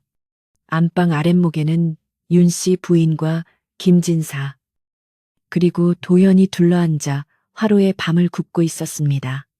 타닥타닥 밤 익는 소리가 정겹게 들리고 구수한 냄새가 방 안 가득 퍼져나갔습니다. 김진사가 잘 익은 밤 하나를 까서 윤씨 부인에게 건네며 말했습니다. 부인, 뜨거우니 조심해서 드시오. 올겨울은 눈이 많이 와서 내년 농사가 풍년이 들 것 같소. 윤씨 부인은 밤을 받아들며 미소를 지었습니다. 날이 깨서도 참, 자식 앞에서 채통 없이 제게 먼저 주시다니요. 그 모습을 지켜보던 도연이 빙그레 웃으며 말했습니다. 두 분이 다정하시니 소자는 보기만 해도 배가 부릅니다. 저도 얼른 장원 급제하여 두 분을 더욱 편안하게 모시겠습니다. 도연은 책장에 꽂힌 책을 꺼내어 낭낭한 목소리로 읽어드리기 시작했습니다. 옛 성현들의 지혜가 담긴 글귀가 도연의 차분한 목소리를 타고 방 안에 은은하게 울려 퍼졌습니다. 김진사는 눈을 감고 아들의 목소리를 감상하며 고개를 끄덕였고 윤씨 부인은 흐뭇한 표정으로 바느질감을 손질했습니다. 방 밖에서는 바람이 불어 문풍지를 흔들었지만 방 안은 훈훈한 온기와 사랑으로 가득 차 있어 그 어떤 추위도 범접할 수 없었습니다. 벽에 걸린 촛불이 일렁이며 세 사람의 그림자를 벽에 비추었는데 그 그림자는 마치 하나로 엉켜있는 듯 다정해 보였습니다. 핏줄이 섞이지 않았어도 그들은 세상 그 누구보다 완벽하고 행복한 가족이었습니다. 밤이 깊어가자 김진사는 먼저 자리에 눕고 도연은 윤씨 부인의 어깨를 주물러 드렸습니다. 어머니, 많이 고단하시지요. 제가 어깨를 풀어드릴 테니 편안히 주무십시오. 윤씨 부인은 아들의 효손길을 느끼며 노곤하게 풀리는 몸을 벽에 기대었습니다. 도연아, 네 손이 약손이구나. 내 덕분에 내 만년이 이리도 행복하니 더 바랄 것이 없다. 부인의 말에 도연은 손길을 멈추지 않고 조용히 대답했습니다. 어머니, 저는 다시 태어나도 어머니의 아들로 태어나고 싶습니다. 낳아주신 은혜보다 길러주신 은혜가 더 크고 깊다는 것을 어머니를 통해 배웠습니다. 부디 오래오래 건강하게 제 곁에 계셔 주십시오. 도연의 진심 어린 고백에 부인은 눈을 감고 고개를 끄덕였습니다. 그렇게 김진사 댁의 밤은 깊어갔습니다. 마당에 쌓인 눈은 달빛을 받아 보석처럼 반짝였고 처마 끝에 매달린 고드름에서는 맑은 물방울이 똑똑 떨어져 내렸습니다. 세상의 모든 소란이 잠들고 오직 평화만이 존재하는 시간. 김진사 댁 사람들은 서로의 온기를 나누며 깊고 달콤한 잠에 빠져들었습니다. 악한 꾀로 천륜을 거스르려 했던 욕망은 눈 녹듯 사라지고 진실한 마음과 사랑으로 맺어진 인연만이 단단한 바위처럼 남았습니다. 핏줄은 하늘이 내리는 것이지만 가족은 사랑으로 만들어가는 것이라는 단순하고도 위대한 진리를 이 집안의 역사가 증명해 주었습니다. 도연은 훗날 과거에 장원 급제하여 높은 벼슬에 올랐고 윤씨 부인과 김진사를 지극정성으로 봉양하여 나라에서 효자 정문까지 내려졌다고 합니다. 또한 쑥 굽는 마을의 딸도 양녀로 맞아들여 좋은 가문에 시집을 보내주니 김진사 댁의 명성은 자자손손 이어져 칭송을 받았습니다. 먼 훗날 사람들은 이 이야기를 전하며 말했습니다. 피는 물보다 진하다지만 사랑은 피보다 더 뜨겁고 진한 법이다. 라고요.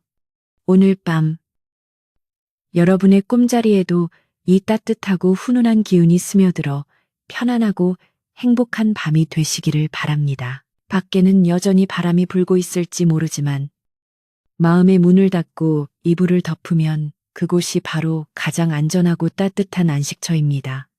윤 씨 부인의 지혜와 도연의 효심이 만든 그 따뜻한 온돌방처럼 여러분의 잠자리도 포근하기를 기원합니다.